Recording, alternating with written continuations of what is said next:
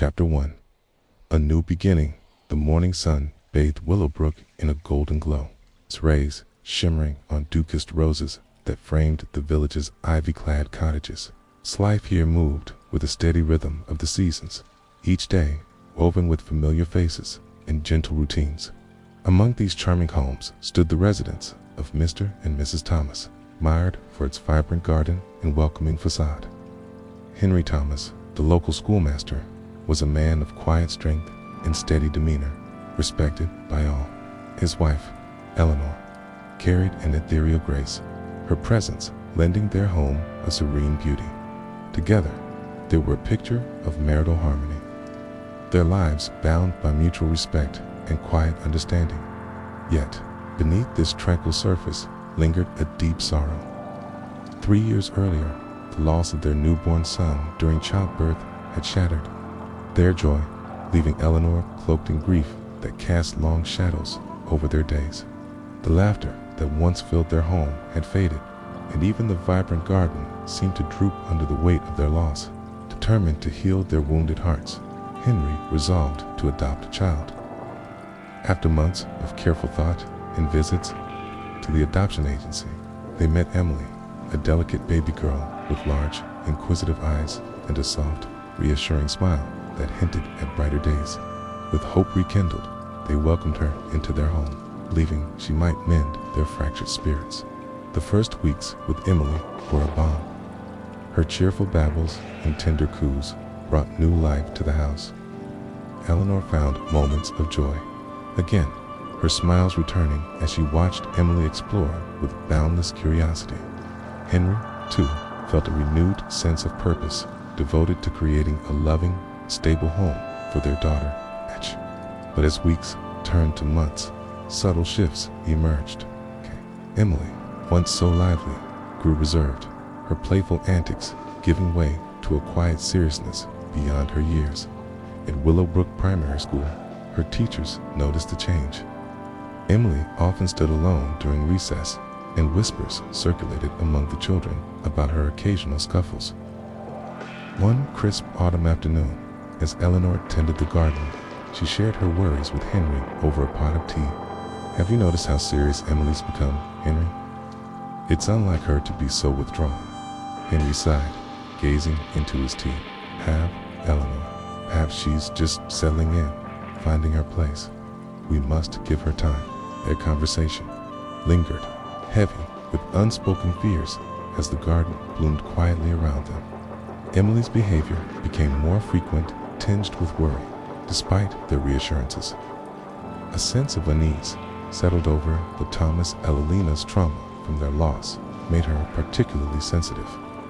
Tony signs of distress within the family, she often wondered if Emily's reticence was a reflection of her own lingering sorrow or something more beyond. Evening, as the village prepared for the upcoming harvest festival, but Thomas decided to host a small gathering to celebrate their growing family. Invitations were sent to neighbors and friends, and the house buzzed with preparations. Lanterns were hung in the garden, and the scent of freshly baked scone wafted through the air. It was to be a night of joy, a stark contrast to the years of mourning they had endured. As guests began to arrive, the Thomas greeted each visitor with warmth, and hospitality conversations flowed easily, laughter mingling with the gentle strains of live music. Yet amidst the merriment, Emily remained conspicuously dead. She lingered near the edge of the garden, her gaze fixed on the flickering lanterns, her expression unrevealed. Miss Marple, the village's beloved spinster and amateur sleuth, read the gathering from her window with her keen eye and insightfulness. She had long been attuned to the subtle dynamics that played out within Willowbrook's close-knit community. Tonight, she noted the Thomasuniers and Emily's distant demeanor.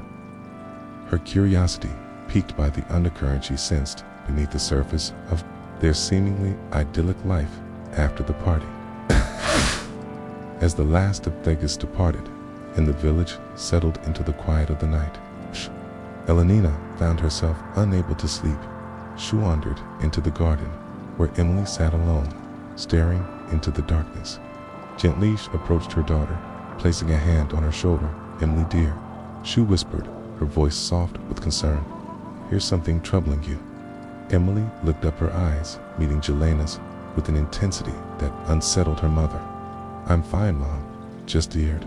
Lena sighed, knowing that comforting her daughter in such moments was both necessary and futile. As she turned to leave, she couldn't shake the feeling that Emily's silence was a mask for something deeper, something that the Thomas were yet to understand. Back inside, Henry stood by the fireplace, lost in thought.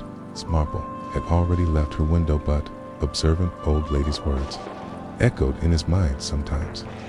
Miss Marple had said the heart hides its secrets. Well, Henry pondered these words, unaware of the intricate web of mysteries that were beginning to entangle his once peaceful life. As the village of Willowbrook slumbered under a blanket of stars, the Thomas faced an uncertain future. The arrival of Emily had brought new hope, yet it had also introduced complexities that threatened to unravel the fragile threads of their happiness. Little did they know that the shadows of their past were poised to cast long and unforeseen consequences, with Miss Marple watching ever so closely from the sideline. Chapter 2. The twins arrived. Spring had awakened Willowbrook with a flourish of blossoms and the cheerful chorus of robins. Returning from their winter sojourn, the Thomases' garden, once a testament to quiet sorrow, now burst with vibrant colors as Oliver and Lily, the much-anticipated twins, began to explore their new surroundings. The air was filled with the scent of lilacs and freshly mown grass, and the village seemed to hum with an undercurrent of affectionate. Mr. Henry Thomas stood in the doorway of their home, watching his wife Lenona cradle the tiny twins with a mixture of awe and exhaustion. Their arrival had breathed new life into the Thomases' cottage, transforming it into a bustling hub of laughter and activity. Neighbors stopped by to offer their congratulations, bringing baskets of homemade preserves and cheerful boots. Elenina's eyes sparkled as she looked at Oliver, whose chubby cheeks, and bright Emily. "We never meant to make you feel unwanted. We tried to include you in everything, but perhaps we missed something." Emily stood abruptly, her small frame shaking with pent-up emotion. Couldn't bear to see any O'Neills with you, Father. I thought if I took away what you loved, you'd only have me." Inspector Collins stepped forward, his expression softening. "Emily, we need to ensure your safety and the safety of your family. Professional help is essential to address these emotional struggles." Miss Marple placed a comforting hand on Elenina's shoulder before addressing Emily one summer. "Emily, understanding and expressing your emotions in a healthy way. Excruciating your actions have caused immense pain, but recognizing the root of these feelings is the first step toward healing." As the police gently escorted Emily away, the room descended into a heavy silence. Henry sank further into his chair, overwhelmed by grief and guilt, while Elenina clutched her hands together, tears streaming down her face. Miss Marple approached to Thomas, her eyes filled with empathy. "Grief can distort our perceptions and actions," she remarked softly. "Emily's condition is both tragic and pitiable. It serves as a reminder of the importance of understanding and supporting those who struggle with their emotions." Henry looked up, his eyes shallow, yet tinged with a glimmer of understanding. "What will happen now, Miss Marple?" offered a reassuring smile. "Emily will receive the care she needs, both medically and emotionally. As for you and Ileilani, lean on each other in the support of your community. Healing takes time, but with patience and love, you will find peace." As she prepared to leave, Miss Marple made a mental note to revisit the Child Center for further insights. The threads of the past were beginning to unravel, revealing the complex emotions that had led to the recent tragedies. Walking out into the blooming garden, she reflected on the delicate balance between appearance and reiterating to illuminate the shadows that still lingered in the tranquil village of Willowbrook. Chapter 7. Resolution and Renewal. The gentle embrace of spring had fully settled over Willowbrook, breathing new life into its blooming gardens. Canes and lit paths, the tragic events that had once cast long shadows over the Thomas household were now gradually giving way to the promise of renewal and healingness. Marple had departed the Thomas home, her mission complete, leaving behind a family grappling with loss, yet hopeful for the future inside the restored cottage. The atmosphere was markedly different. Messalina, Thomas, having recovered from her injuries sustained during the fire, moved gracefully through the rooms, her resilience a beacon of strength for her husband and daughters. Oliver's memory lingered. In every corner, a poignant reminder of the fragility of life, yet the family found solace in the birth of their twins. Henry and Lily, whose laughter once again filled the home with joy.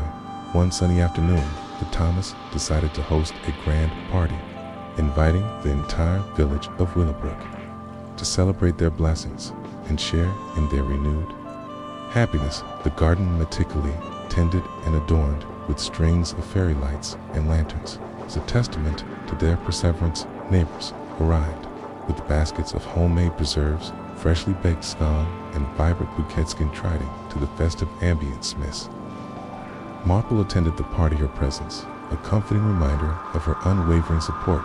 Clad in her tasteful floral dress, she moved gracefully among the guests, her keen eyes observing the interactions with her characteristic sharpness. The village was abuzz with cheerful chatter, the air filled with the sweet scent of blooming flowers and the soft strains of live music. As the evening progressed, Miss Marple found herself engaged in conversation with Mrs. Pembroke, the local librarian. It's wonderful to see the Thomas finding happiness again, Mrs. Pembroke remarked, stirring her tea thoughtfully. They've been through so much. Miss Marple nodded gently. Indeed, but one must remember that healing is a journey, not a destination. The heart can take time to mend after such profound loss.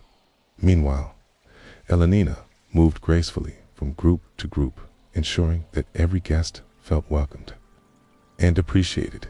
Henry stood by the refreshment table, exchanging pleasantries with Mr. Green, the Villa Gate postmaster. Lily, now a bright and cheerful child, played under the old oak tree with other village children, her giggles ringing through the garden amidst the festivities. The absence of Emily was palpable. The room held a collective awareness of her lingering sadness, excellent testament to the unresolved emotions that still haunted the Thomas. Miss Marple noticed this and exchanged a knowing glance with Mercius, the matron of the child center, who had arrived to offer her supporters. Twilight-descended lanterns cast a warm glow over the garden, and the last guests began to depart, leaving behind a sense of contentment and community. Elenina stood alone for a moment, watching Lily play, her heart filled with gratitude, yet still touched by sorrow. Miss Marple approached, offering a comforting smile. You've done well, Elenina. Healing takes time. Botu and Henry are on the right path, Miss Marple said softly. Elenina nodded, her eyes reflecting both gratitude and lingering pain. Thank you, Miss Marple. Your guidance has been invaluable. Miss Marple placed a reassuring hand on her shoulder. Some nights, the heart needs time to reconcile with its past. Continue to cherish each other and support Lily as grows into the kind and compassionate child she is. As the last stresses of evening faded into night, the Thomas retreated into their home, enveloped in the warmth of their family and the support of their community. Henry sat by the fireplace, reflecting on the events that had transpired and the role Miss Marple had played in unraveling the mystery that had threatened their peace. Miss Marple walked through the now quiet village, her thoughts lingering on the Thomas journey from tragedy to healing. She considered the delicate balance between appearance and reality, the hidden struggles that lay beneath the surface of even the most picturesque lives. The case had been a poignant reminder of the complexities of human emotion and the profound impact of unspoken pain. As she strolled past blooming gardens and sunlit lanes, Miss Marple felt a deep sense of fulfillment. The village of Willowbrook, with its charming streets and close-knit community, had once again revealed the intricate layers of its inhabitants. She knew that life would continue to unfold with its blend of joy and sorrow, but she took comfort in knowing that understanding and compassion could bridge even the deepest afterbites. Under the canopy of stars, Willowbrook settled into its peaceful rhythm. The Thomas, finding solace in their renewed happiness and the promise of brighter days ahead, Miss Marple, Eve's silent guardian, returned to her own quaint cottage, her heart content with the knowledge that she had helped a family find their way back to each with illuminating the shadows that once threatened to engulf their lives. Lay a tangled web of sorrow and secrets. Determined to uncover the truth, Miss Marple persuaded Mr. Thomas to hire her as a private investigatorian. A crisp morning, she arrived at the charred remnants of the Thomas's cottage, now rebuilt, but still bearing the scars of the devastating fire. The air was thick with the lingering scent of smoke, and the unsevered garden appeared subdued, its flowers struggling to reclaim their former glary mist. Marple approached the store, her steps measured and deliberating, moved with a meticulous grace, her sharp eyes scanning every detail. As she sifted through the rubble, her gaze settled on a half-empty bottle of petrol, partially buried under a collapsed beam. The cracked glass and spilled contents immediately raised suspicions. A deliberate act, she murmured to herself, noting the significance of the find. Returning to the main house, Miss Marple found Marthamus pacing the hallway, his face etched with worry. Mr. Thomas, she begrudgingly holding up the petrol bottle. This suggests that the fire was no accident. We need to delve deeper into what might have motivated such an act. Henry glanced at the bottle, his confusion evident. But why? Who would want to harm us? Miss Marple sat beside him, her demeanor calm yet probing to understand the motive. We must first understand those involved. Let us discuss Emily's background in more detail. Henry sighed, running a hand through his thinning hair. Emily was adopted after we lost our first child. Adoption agency was very discreet, providing us with only minimal information about her past. We want to talk of her a loving home, but she's always been a bit different, Miss Marple nodded thoughtfully, her mind already weaving connections. Different can often mean misunderstood. To gain more insight, I believe a visit to the child center, where Emily was raised, is necessary. A few days later, Miss Marple arrived at the Willowbrook Child Center, modest building nestled among blooming lilacs. She was greeted by Mrs. Agnes Hughes, the kind-hearted matron, who had overseen the care of many children with unwavering dedication. Good morning, Miss Marple. How may I assist you today? Rashaz asked warmly. Good morning, Mrs. Hughes. Miss Marple replied with a gentle smile. I'm here to gather some information about one of your former residents, a girl named Emily. She was adopted by Mr. and Mrs. Thomas, correct? Mrs. Hughes nodded, her expression softening as she recalled the child. The assembly was quite an observant child. She didn't engage in play as much as the others, and often seemed lost in thought. There were times when she became quite aggressive with the other children, especially when they tried to include her in activities. She wasn't interested in. Miss Marple made a mental note of this, her mind connecting the dots. Did Emily ever mention anything about her family or why she was at the center? She was very guarded about her past. Mercians admitted we never knew much about her family circumstances. She was brought here after some unfortunate events, but details were kept private to protect her. Thank you, Mrs. Hughes. This information is very helpful, Miss Marple said softly. Was there anything else unusual about her behavior or demeanor that might shed light on her current situation? Mrs. Hughes pondered for a moment before replying. Emily had moments of deep sadness and frustration, especially after this loss of her brother. It was as if she was struggling to cope with her emotions, which sometimes manifested as aggression. Miss Marple nodded, her thoughts racing. Thank you, Mrs. Hughes. You've been most helpful. As she left the child center, Miss Marple's mind was abuzz with questions and possibilities.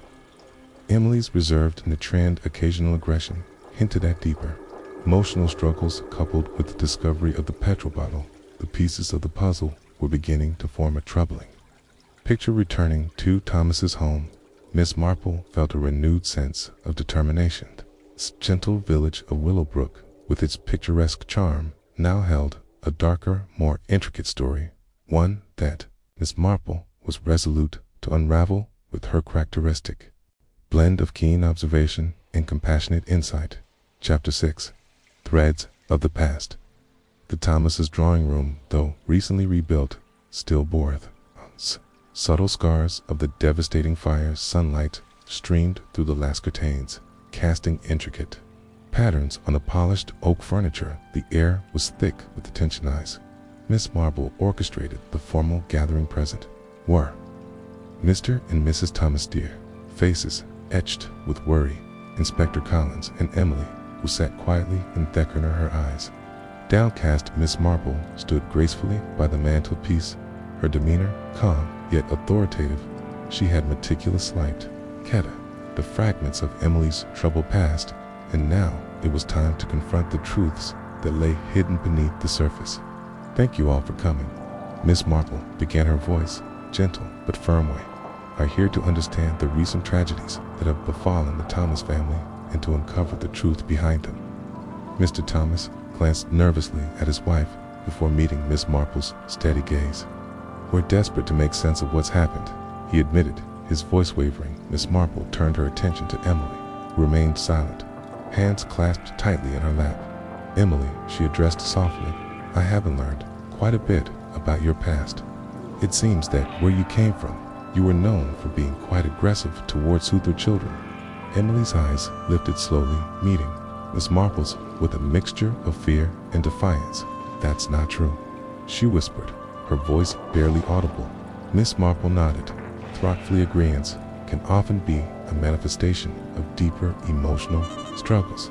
However, there is another aspect to your situation that we need to discuss. She paused, allowing the weight of her words to settle in the room. Your age reveals that you are actually 30 years old despite your childlike appearance. A collective gasp echoed through the room, the revelation hanging heavily in the air. Mr. Thomas looked bewildered, struggling to comprehend the truth about his adopted daughter. Alalana reached out her hand, trembling as she touched Emily's shoulder. Emily, is this true? Emily nodded slowly, tears welling in her eyes. Yes, Father, I've always felt differentiated in a body that it doesn't match who I am inside. Miss Marple continued, her tone compassionate yet probing. Furthermore, the half-empty petrol bottle found amidst the rubble was not a mere coincidence. Its presence strongly suggests intentional arson rather than accidental fire. This points to a deliberate act aimed at your household. Henry sank into a nearby chair, his face pale with disbelief. But why? Who would want to harm us? Miss Marple leaned forward, her gaze unwavering. Emily, it appears that your actions were driven by intense emotions. The loss of Oliver and the arrival, often twins, may have exacerbated feelings of jealousy and fear of being replaced in your struggle to maintain your bond with your father. You saw the twins as a threat to your place in the familial. Anana's voice trembled as she spoke, and always attuned to the subtleties of human behavior, could not dismiss the possibility of foul play. She had watched Emily's interactions with a discerning eye, noting the child's persistent severity and unexplained hostility towards her peers. Now, with the cottage in ruins and definitely reeling from loss, Miss Marple sensed that the threads of mystery were tightening. Determined to uncover the truth, Miss Marple made her way to the infirmary.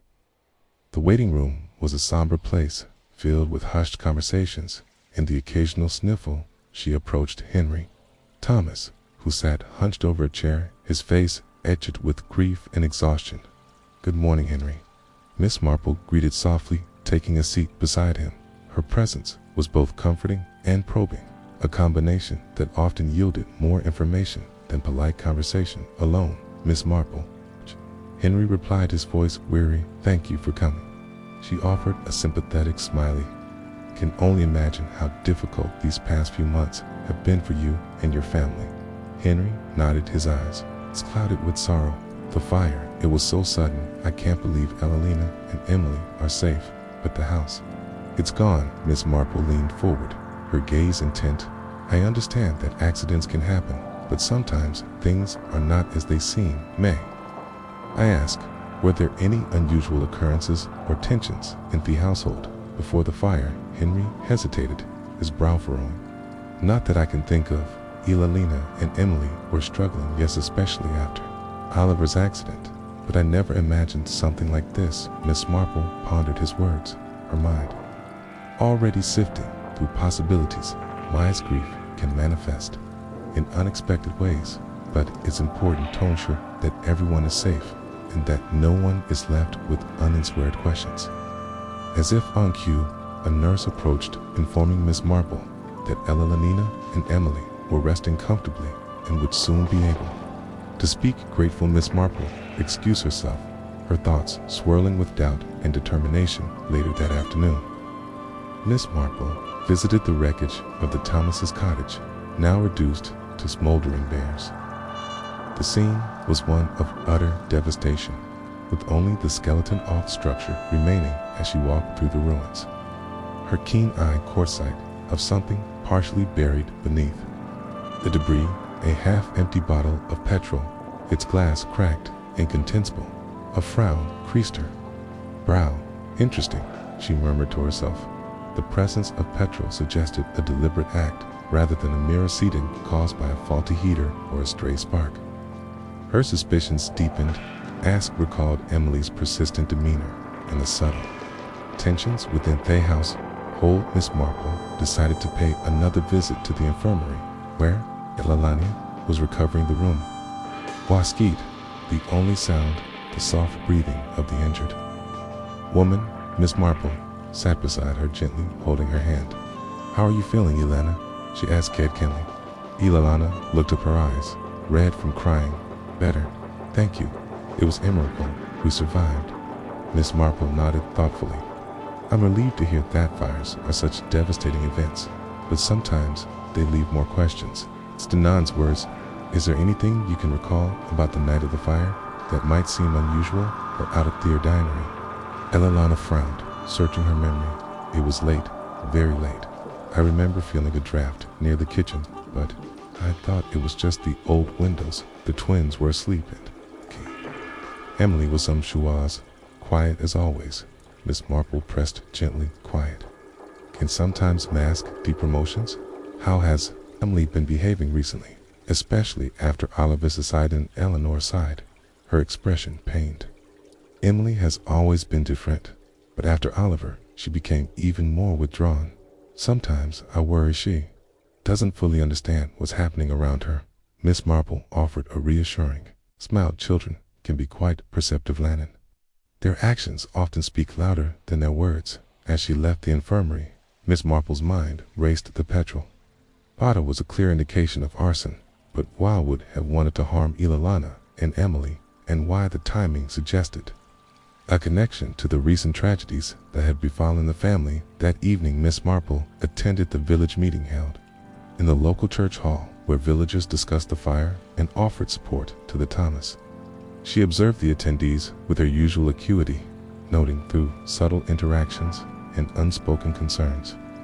Mrs. Baker, the village baker, whispered to Mrs. Green, the postmaster's wife, I heard it was the third tragedy in Thomas's lives. It's just dreadful what's happened to them.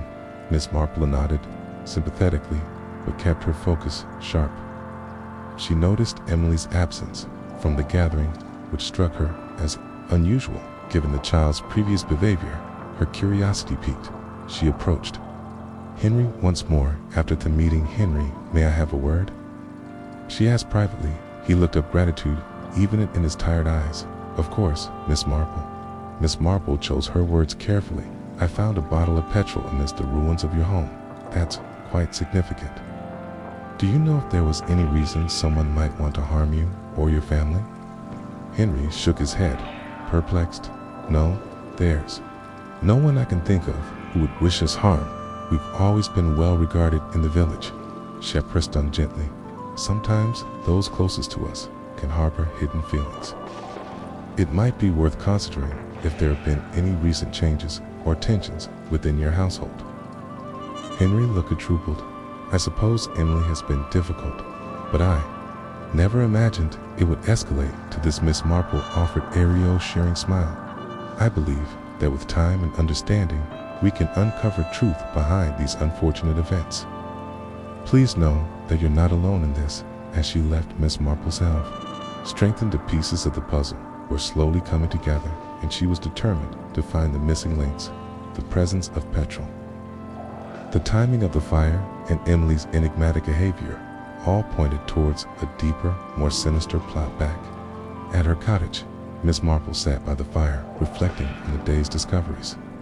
Willowbrook, with its charming streets and friendly faces, had once again revealed a hidden darkness, knew that unraveling the Thomas plight would require patience, insight, and a deep understanding of human nature, very traits that had made her such a formidable investigator.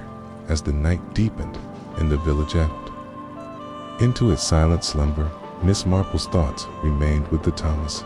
She was certain that the answers lay just beneath the surface, waiting told, unearthed by her diligent and compassionate mind. With a final glance at the flickering flames in her own hearth, she resolved to delve deeper, ready to eliminate the shadows that threatened to engulf her neighbors. Chapter 5, an unsettling discovery. Spring had barely begun to breathe life into Willowbrook when Miss Marple received Mr. Henry Thomas's earnest request. The village, with its charming cottages and blooming gardens, seemed an unlikely place for such dark undertones. Yet Miss Marple sensed that beneath its serene exterior Henry decided to tidy the upper floor of their cottage, a task that had been neglected in the chaos of welcoming Thebans. The first floor, where Oliver often played, was a hub of activity, while the upper floor had become a quiet sanctuary for Elanina and Emily. As Henry climbed the narrow staircase, the wooden steps creaked under his weight, a familiar sound that now seemed ominously foreboding. Meanwhile, Elalana was downstairs soothing Lily after a minute scrape during one of her adventurous explorations. All ever the curious boy tugged at her sleeve, eager to show her a new discovery in the garden. "Mom, look, I found a ladybug," exclaimed, his eyes shining with excitement. Elanina smiled, gently lifting him into her arms. "That's wonderful. Oliver, let's take her inside so she can stay warm." As she carried her son towards the window, Henry continued his work upstairs, unaware of the impending tragedy that was about to unfold. The twins' laughter echoed faintly from below, a sweet contrast to the growing storm. Outside, suddenly, a loud crash shattered at the calm. Startled, Henry turned to see a cascade of ornaments tumbling from a high shelf.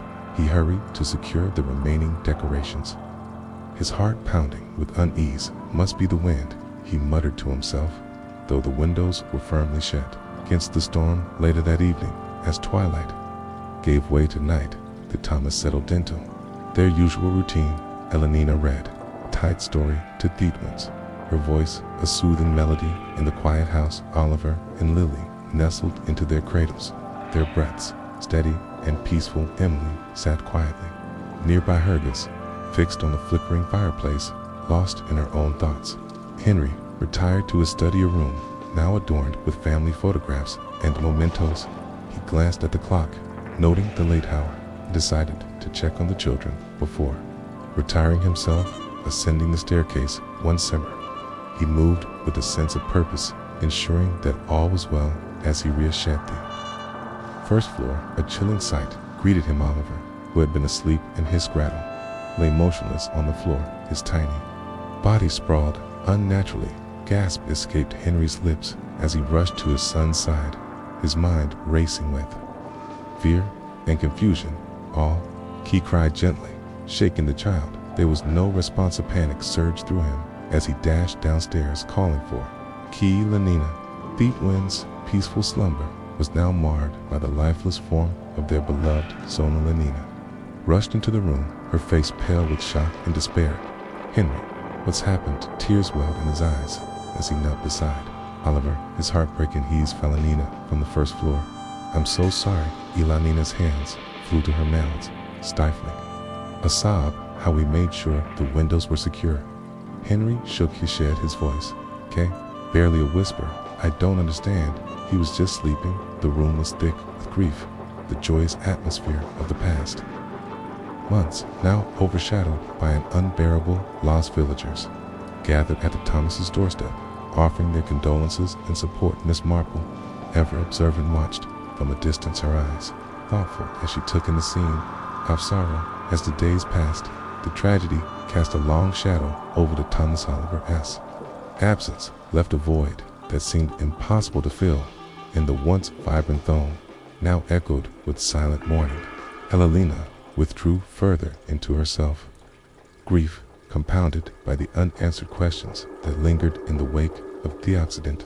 Miss Marple, sensing the family's distress, found herself pondering the circumstances surrounding Oliver's death.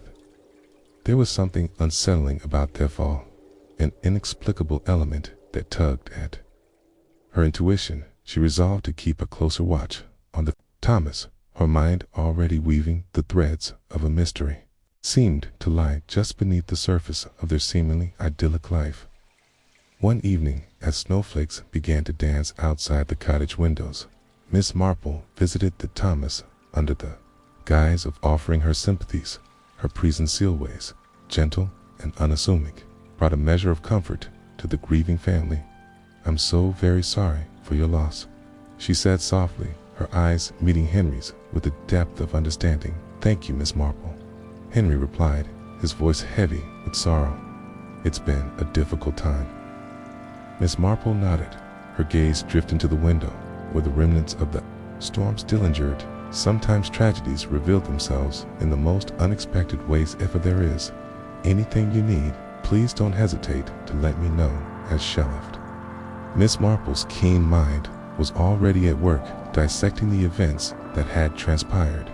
The fall, the secure windows, the unusual circumstances, it all hinted out something more sinister lurking beneath the surface of Willowbrook's peaceful exterior. She made a mental note to observe the Thomas, setting that's answers to Oliver's untimely death lay hidden within the intricate tapestry of their lives. Back in the quiet of the Thomases' cottage, Evelina cradled Lily, her tears flowing freely as she mourned the loss of her son. Henry sat beside her, his arm around her shoulders. Both of them enveloped in a shared grief that bound them closer, even as it tore at their hearts. The village of Willowbrook, with its gentle charm and close-knit community, now held a deeper mystery, one that Miss Marple was determined to unravel, guided by her unwavering belief in the subtle truths hidden within human nature. As the snow continued to fall, blanketing the village in white, the Thomas faced an uncertain future. Their once harmonious home was now a place of sorrow and unanswered questions, with Miss Marple standing as the silent guardian, ready to illuminate the shadows that threatened to engulf their lives. Chapter 4. Flames of suspicion. Winter's grip had not yet loosened its hold on Willowbrook when tragedy struck once more at the village. Draped in a shore of frost, and silence seemed to hold its breath as the Thomas faced yet another devastating loss. It was a bleak January morning when Mr. Henry Thomas left for his duties at the school, unaware that the very sanctuary of his home would soon be consumed by flames. The cottage, usually a beacon of warmth and laughter, despite recent sorrows, was enveloped in smoke, and Chow's neighbors were the first to notice the billowing smoke rising against the pale winter sky, a stark contrast to the usual tranquility of Maple Lane. By the time the fire brigade arrived, the fire had already devoured much the structure, leaving charred remains where a happy home once stood. Mars, Evelina Thomas, and their adopted daughter, Camille, were swiftly moved to the local infirmary, their faces pale and eyes filled with shock. The villagers, ever compassionate, rallied around the Thomas, offering blankets, meals, and heartfelt condolences. Yet, amidst the outpouring of support, a murmur of unease began to stir the fire. Many whispered, seemed too conveniently timed, casting a shadow of doubt over the idyllic facade of Willowbrook. Miss Marple, who had observed the unfolding events from her quaint cottage at the edge of the village, felt a familiar twinge of suspicion. Her sharp bright eyes mirrored his father's, while Lily's delicate features and gentle smiles seemed to reflect her mother's grassy hair. Perfect. Henry, she whispered, leaning into his embrace. I can't believe how lucky, where Henry smiled. A warmth in his heart that he hadn't felt since before their loss indeed, Elenina. It's as if the garden itself is celebrating their Urvel as the weeks pass. The Thomas settled into their new rhythm.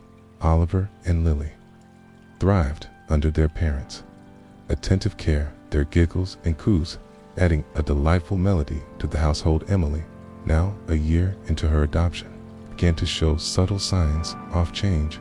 While she still exhibited her characteristic seriousness, there were moments when her eyes lingered a little too long on the twins, her gestures tinged with a complexity that concerned Henry and Elenina.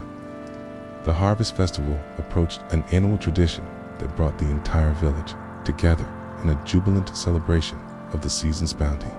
This year, the Thomas decided to host a grand party in their expansive, gesture of gratitude for the blessings they had received. Invitations were sent to every household in Willowbrook, ensuring that no friend or neighbor was left out. Preparation.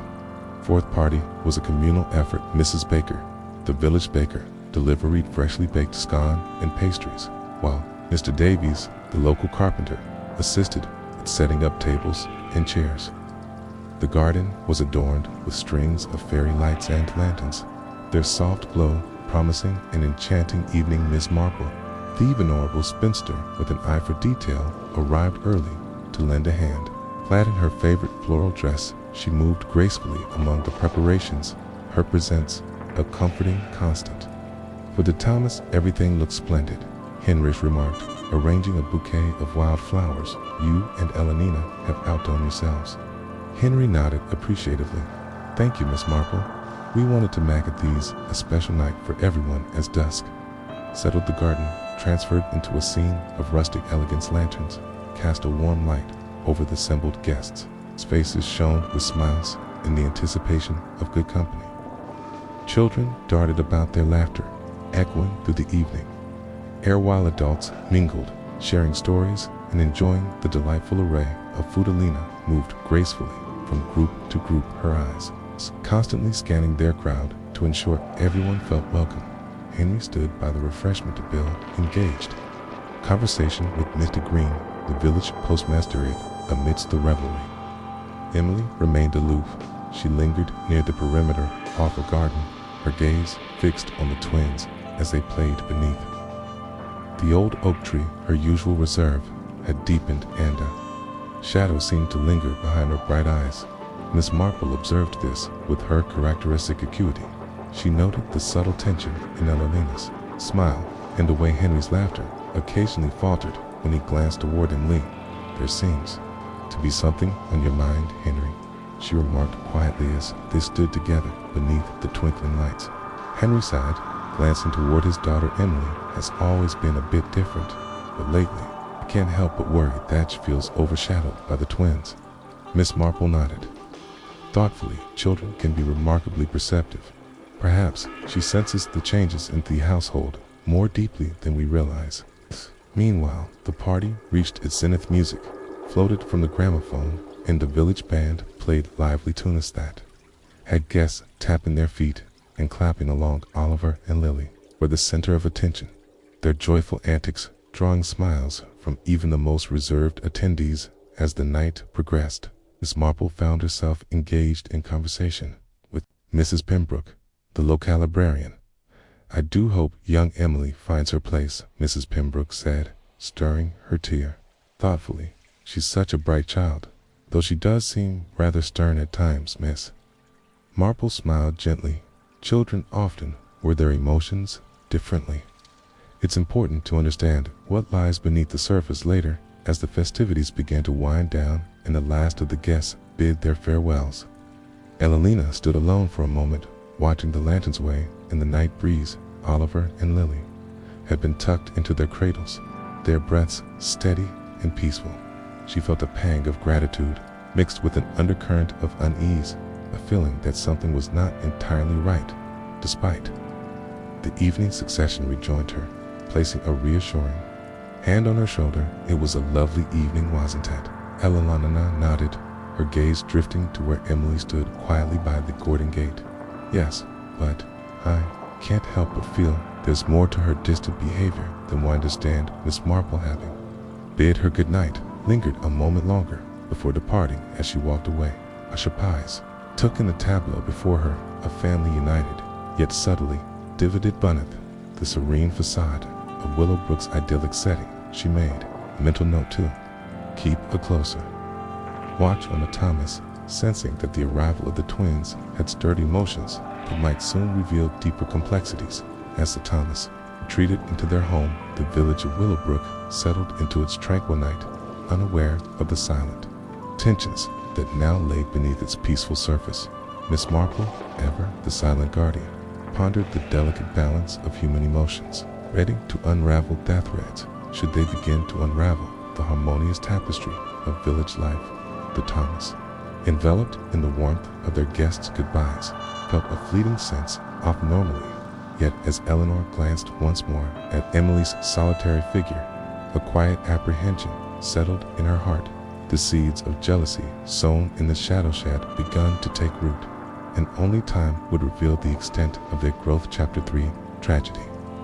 Strike's winter had laid its soft blanket over Willowbrook, the village transforming into a serene tableau of frosted gardens and smoke curling lazily from chimneys. The Thomases' cottage, nestled at the end of Maple Lane, stood resilient against the chillless windows, glowing warmly against the early evening dusk inside.